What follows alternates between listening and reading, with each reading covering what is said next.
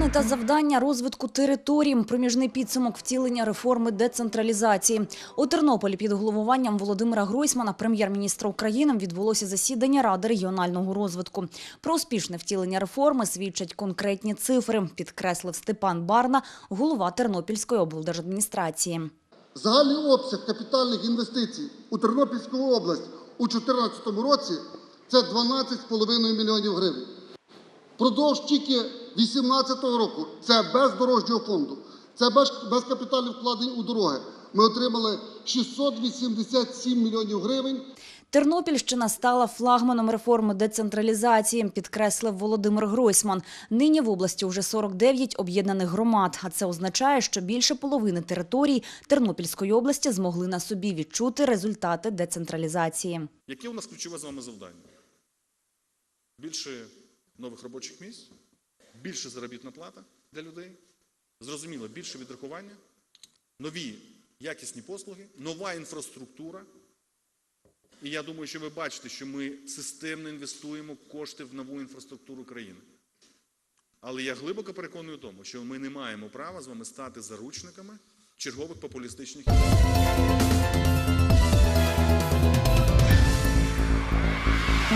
Тисячі додаткових місць у дитячих садочках за останні 3 роки вже створено на Дніпропетровщині. Облдержадміністрація будує нові та реконструює діючі дошкільні заклади.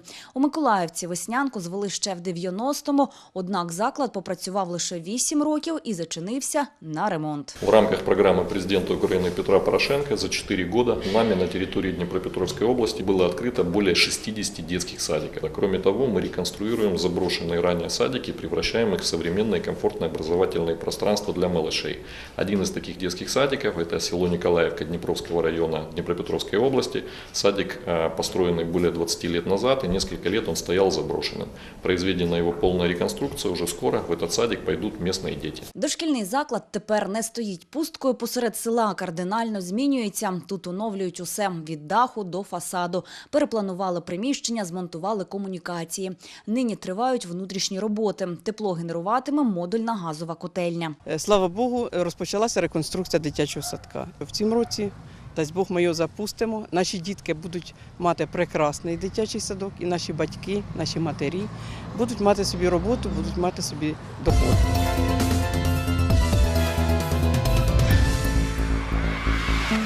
Розширити можливості центру реабілітації. Ірина Фріс, міністр у справах ветеранів, відвідала центр відновлювального лікування та реабілітації ветеранів війни у Рубіжному на Луганщині.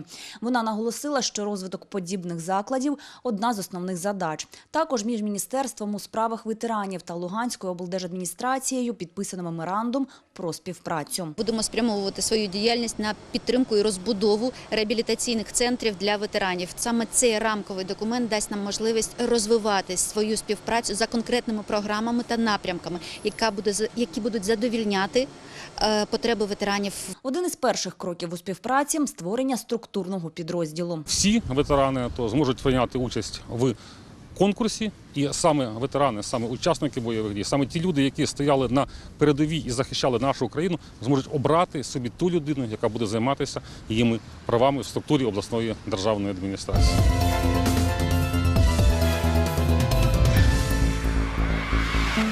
Буккросинговий бум шириться Дніпропетровщиною. Вільні полиці з'являються у школах, лікарнях, держустановах. Облдержадміністрація дарує їх всім охочим безкоштовно. Новими примірниками поповнили і буккросинг у Волоському старостаті. Волоська – это вообще самый удачный пример, наверное, децентрализации в стране. Один из многих в Днепропетровской области. Здесь строится новая школа, здесь будет строиться стадион, здесь приведен в порядок первый корпус школы, здесь приведен в порядок детский садик, сделаны дороги. И мы рады, что люди приходят теперь в старостат просто за книжками, берут их и читають. Від прози до поезії, від світової класики до мотиваційних праць. Кожен книголюб знайде свій цікавий примірник. Головне – поставити якусь книгу на заміну. Таке правило буккросингу.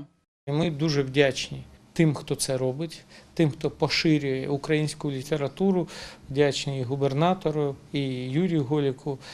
Це дуже важливо, тому що це такі найсучасніші книги, які завжди викликають інтерес. Вони якісні, вони сучасні, і люди читають.